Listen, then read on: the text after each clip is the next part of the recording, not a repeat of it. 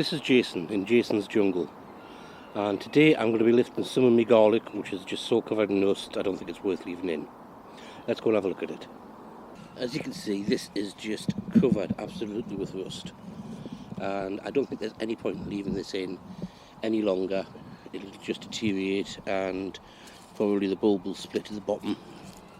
So I'm going to start digging this up, and let's have a look and see what it comes out as. I'm not going to pull it up because I think that'll probably just break off the stems. What I'm going to do is I'm just going to put a fork in and dig it up around it, loosen the roots off. Hear them cracking there, and then once it's all loosened, then I can pull it out. So it definitely has a bulb, not a massive one, but it definitely has a garlic bulb. These ones are Provence white. They're supposed to produce large bulbs, almost the size of elephant garlics, but they haven't really produced large bulbs in this bed so far. Yet then again, this one's starting to split open as well. Just peel this back.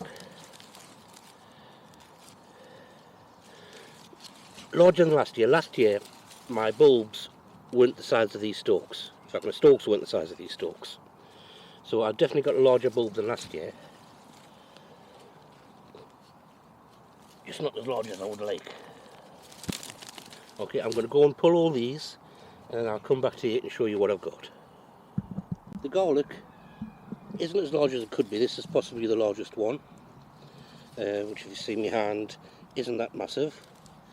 And there's, well, this is possibly the smallest one, which as you can see has a big variance. However, this is still bigger than the largest one from last year.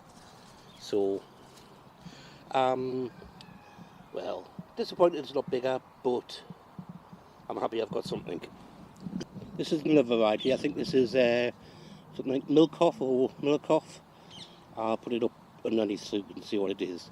This is a hardneck variety, and again this is just completely annihilated by rust, and they're only just starting to flower, but I've no hope in this really getting anywhere. So I'm going to lift these up and show you what I've got off of them.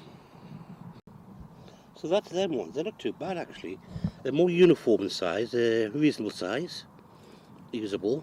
I think the smallest one is probably this one. Slugs, yeah. But the larger ones, they're quite a reasonable size, so I'll keep these, dry them off and use them. And as I said, they're a hard neck, so they won't last as long. And the last garlic I have, I'm thinking whether I should bring it out or not. That should be here, Germinal. Looks like it's Bolton. I thought Germinal was a soft neck. So I'm thinking, should I take that up? I'm going to pull one of these up now, and then I'll see how that looks. But I might leave the rest in for another week or two till after the solstice. Okay, so let's go and have a look at this one here.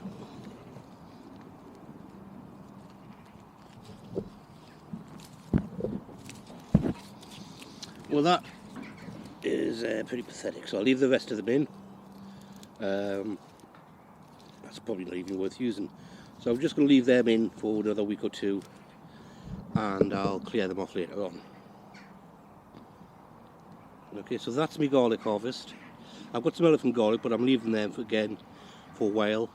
They haven't been hit as bad by the rust because they're more of a leek rather than garlic, so they're susceptible to different types of rust. And I'll show you what they come out like when I raise them up. Okay, until then I'll see you later. So I've cleaned them up, I've taken off the roots and the slimy skin bits, and this is what the haul is. Not too bad, not as bad as I originally thought. Far bigger than last year's, and a few reasonable size ones. They'll just get used up en masse, you know, use an entire head at a time as needed. And there's a few that have split like this one here. Those will just get used up first. But the rest of them I'll string together and hang up somewhere to dry so that they can store a bit longer. But the reds these have come quite nicely.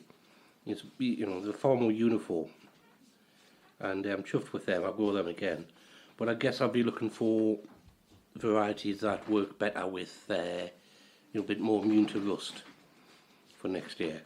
Or I'm also might think about using something like potassium bicarbonate to see if that helps keeps the rust down, because that can be used as a fungicide. So I'll see. I'll have a look at that and see whether or not it'll work, or I'll just give it a trial next year, and hopefully I'll get a better crop and less rust.